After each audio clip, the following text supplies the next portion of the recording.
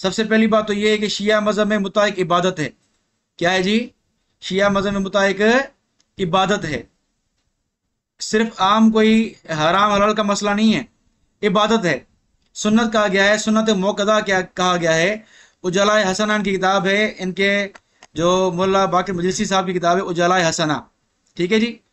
उसमें इन्होंने वाज़ लिखा हुआ है, सफ़ा नंबर 9 है मेरे पास, तर्जमे मुतरजम है, तर्जमा करने वाले भी यहाँ के शिया पाकिस्तान के हैं, सैयद मोहम्मद जाफ़र साहब। इन्होंने लिखा है सफ़ा नंबर मुकदमा, मुता के सुन्नत मौक़दा होने और मुखालफों के जुल्म वगैरह, ये पूरा इन्होंने लिखा है। यानी इनके नज़दीक मुता क्या है? सुन्नत मौक़दा है। ये उजाला हसना सफ़ा नंबर 9 मुतरजम, ठीक है जी। उसके बाद नीचे इसी सफ़े पर देखें, सेकंड लास्ट लाइन में लिखा हुआ है कि मैं तुमको मुता करने का हुक्म देता हूँ ताकि मेरे बाद और मेरे ज़माने में ये मेरी सुन्नत रहे, ठीक है। ये अल्लाह के रसूल सल्लल्लाहु अलैहि वसल्लम की तरफ निस्बत करके इन्होंने बात की है, ठीक है। तो मुता शिया मज़हब में एक इबादत है। इसके बरक्स सुन्नी मज़हब में मुता कोई इबादत नहीं है, ये सिर्फ मजबूरी में एक जायज़ कहा गया था। जिस तरह कुरान में है ना कि मजबूरी में तुम अगर मरने का खौफ हो तो तुम सूअर खा लो, अगर किसी को प्यास से मरने का खौफ हो तो वो मजबूरन चंद चंद जो है वो घूंट शराब पी ले ताकि जान बचा सके। तो मुता भी इसलिए है, अल्लाह के नबी सल्लल्लाहु अलैहि वसल्लम ने चंद दिनों के लिए परमिशन दी थी ताकि जिना से बच सकें, ठीक है। तो मुता की हैसियत और सूअर खाने की और शराब पीने की बराबर है, और उस पर मैं दलाइल दूंगा इंशाल्लाह कुतुब अहले सुन्नत से, ठीक है जी, सहाबा से भी और ताबईन से भी इंशाल्लाह, ठीक है। एक पॉइंट ये है कि शिया मज़हब में मुता क्या है? इबादत है, ठीक है। और ज़रूरियात दीन में से है, शहबाज साहब खुद कह चुके हैं कि मुता ज़रूरियात दीन में से है, और इनके वसाइल शिया वाला ने भी लिखा है, इनके आलिम हैं हुर अल आमरी साहब, वसाइल शिया। इसका आप जिल्द नंबर देखें, अल हादी वल शुरून, जिल्द नंबर 21 इसका सफ़ा नंबर है 12, किताबुन निकाह अब्वाबुल मुता। उसमें लिखा हुआ है लिअन्ना इबाहतल मुताति मिन ज़रूरियात मज़हबिल इमामिया, कि मुते को मुबाह जानना ये इमामिया यानी शिया मज़हब के ज़रूरियात में से है। इसके बरक्स अहले सुन्नत की ज़रूरियात में से नहीं है। ये खुद कह चुके हैं शहबाज साहब के अहले सुन्नत में इख्तलाफी है, यानी हिल्लत और हुर्मत में इख्तलाफी है बकौल शहबाज साहब के, ठीक है। तो एक तरफ कहाँ ज़रूरियात दीन होना और इबादत होना, और दूसरी तरफ क्या?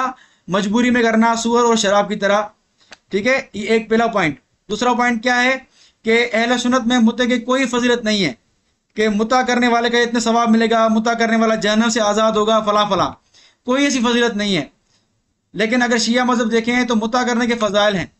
उजाला हसना ये किताब खोली हुई है, रिसाला मुता का तर्जमा इन्होंने किया है, सफ़ा 14 और 15 में फ़ज़ाइल बयान किए हैं कि एक खुलासा बयान करूँ मैं कि अगर मुता करने वाले जो है वो गुस्ल करते हैं तो उनसे फरिश्ते पैदा होते हैं, हर कतरे से 70 फरिश्ते पैदा होते हैं जो क़यामत तक मुता करने वाले के लिए और करने वाली के लिए दुआ करते रहते हैं, ठीक है जी। तो इतनी फजीलत मुता की। और इसके अलावा अगर हम मुता के फ़ज़ाइल की बात करें, इन्होंने यहाँ तक लिखा है मुता के फ़ज़ाइल के हवाले से कि जो मुता नहीं करता उसका ईमान मुकम्मल नहीं है। ये मलाज़ुल फ़क़ी में भी है और वसाइल शिया में भी है, ठीक है। उसका ईमान मुकम्मल नहीं है, यानी ईमान जिसका मुकम्मल नहीं है, इतनी ज़रूरी चीज़ है मुता करना, ठीक है। ये इनकी फजीलत है। और ये है कि जिसने 3 बार मुता किया वो जहन्नम से आज़ाद है, 3 बार मुता करने वाला जहन्नम से आज़ाद है। ये वसाइल शिया में लिखा हुआ है। वसाइल शिया है जुज़ुल हादी वल शुरून, ठीक है। उसका सफ़ा नंबर 14 पे है रुविया अन्नल मुमिना, यहाँ कोई सनद नहीं है, ठीक है। लिखा है काल व रुविया अन्नल मुमिना ला यकमिलु हत्ता यतमत्ता, कि मोमिन कामिल नहीं होगा जब तक मुता ना करे। और इसके बाद नीचे रिवायत लिखी हुई है कि इमाम यानी इमाम जाफ़र ने फरमाया इन्नी ला उहिब्बु लिर्रजुलि अल्ला यखरुज मिन दुनिया हत्ता यतमत्ता वलो मर्रतन, ठीक है, कि मैं इसको पसंद नहीं करता कि कोई दुनिया से इस हाल में मरे कि एक बार भी मुता ना किया हो, यानी एक बार मुता करना ज़रूरी है इमाम जाफ़र साहब सादिक के नज़दीक, ठीक है जी। ये फजीलत मुता की। और इसके अलावा वही 70 फरिश्तों वाली रिवायत अगले सफ़े पर सफ़ा 18 पर जलाए हसना जी, इसका सफ़ा नंबर है 16, ठीक है। इसमें लिखा हुआ है कि जनाब रहमतुल आलमीन इरशाद फरमाते हैं कि जो शख्स 3 मरतबा मुता करता है उसके तमाम जिस्म तमाम जिस्म दोज़ख की भड़कती हुई आग से आज़ाद हो जाता है।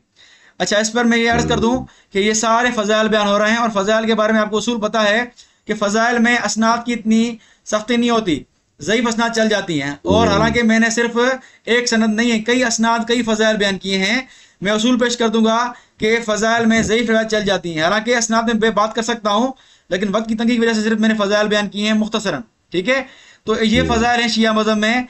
पहला फ़र्क मैंने बयान किया कि शिया मज़हब में मुद्दा क्या है, इबादत है। ठीक है, दूसरा मैंने फ़र्क बयान किया, शिया मज़हब में मुद्दे की फ़ज़ाइल बयान हुए हैं, और फ़ज़ाइल मैंने गिनवा दी आपको कौन कौन से फ़ज़ाइल है। तीसरा फ़र्क सुन्नी मज़हब में और शिया मज़हब में मुद्दे में ये है कि शिया मज़हब में ना गवाह होते हैं ना ऐलान होता है। ठीक है, लैसा फिल मुत्तती अशहादुन वला ऐलान, ये रिवायत वाज़े मौजूद है, मलाज़ुल फ़क़ी में भी है और इस्तिफ़सार में भी है। लेकिन मैं हवाला पढ़ता हूँ, ये इनके निहाया अन निहायत वन नुकतिहा, ये किताब है इनकी फ़िक़ा की, इनके शेख तूसी साहब की किताब है इनकी। ठीक है, जुज़ सानी, जुज़ नंबर 2 है, और इसका जो है वो इसमें सफ़ा नंबर है 374।